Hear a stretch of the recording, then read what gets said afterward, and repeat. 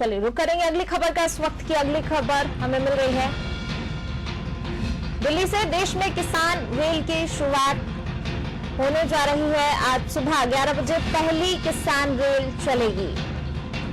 तो किसानों के लिए एक और नई पहल जो की गई थी, केंद्रीय कृषि मंत्री नरेंद्र सिंह तोमर आज इस रेल का शुभारंभ करेंगे। तोमर वीडियो कॉन्फ्रेंसिंग के जरिए शुभारंभ करेंगे। तो किसानों के लिए एक और यहां पर सरकार की तरफ से कदम उठाया गया है। किसानों की उपज का रेल से अब परिवहन किया जाएगा। नासिक के देवलाली से पटना के दानापुर तक ये ट्रेन चलेगी। स्टेशनों पर माल लेने उतारने के लिए भी ट्रेन रुकेगी।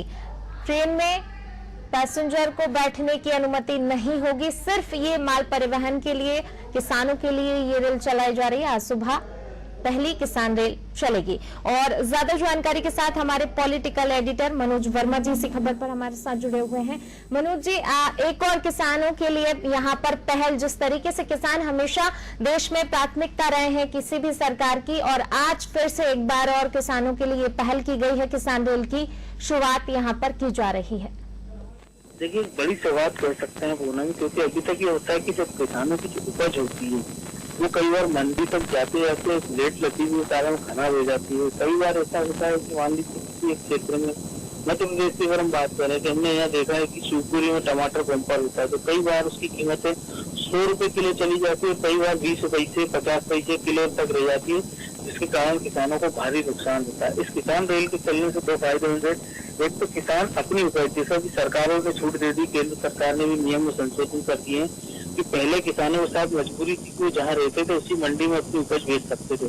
अब वो देश के किसी भी हिस्से में अपनी उपज बेच सकते हैं। तो अगर नासिक में जो प्याज सबसे ज्यादा होता है, नासिक में अंगूर सबसे ज्यादा होते हैं, नासिक में चीकू सबसे ज्यादा होते हैं, तो ऐसे में अगर वो एक उदाहरण की बात लें कि अगर वो उसको ये पटना भेजना हो या देश के किसी भी हिस्से भेजना हो, या आंध्र प्रदेश के किसान को अपनी कपास और मिर्ची है वो देश के किसी हिस्से में बेचना, जम्मू कश्मीर के किसानों को अपना सेवफल बेचना हो, तो अभी तक वो ट्रकों के माध्यम से जाता था। उसकी लोडिंग अनलोडिंग और ढुलाई महंगी पड़ती थी, समय ज्यादा लगता था। अभी किसान रेल से फायदा की रेल में सीधी चलेंगी स्टेशन टू स्टेशन, तो 24 से 48 घंटे में अपने गंतव्य तक पहुंच जाएंगी।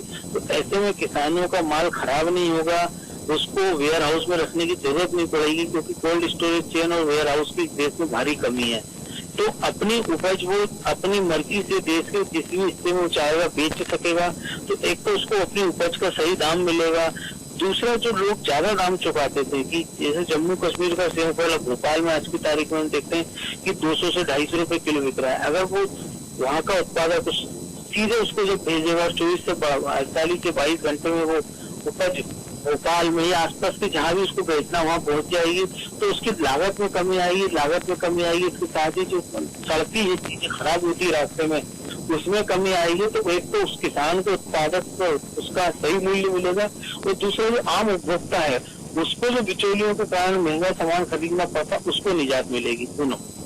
शुक्रिया मनोज जी इस तमाम जानकारी को साझा करने के लिए। तो बिल्कुल किसानों के लिए एक बहुत बड़ा कदम, क्योंकि अभी तक सरकार प्रयास करती आई है, लेकिन अब जो है किसानों की जो फसलें खराब हो जाया करती थी, कई समय लग जाता था पहुंचने में, लेकिन अब इस ट्रेन के माध्यम से जो है किसानों की फसलें बहुत कम समय में परिवहन किया जा सकता है इनका। और किसानों के लिए एक तरीके से बहुत बड़ा कदम यहाँ पर सरकार की तरफ से उठाया गया है। किसान रेल की शुरुआत की गई है।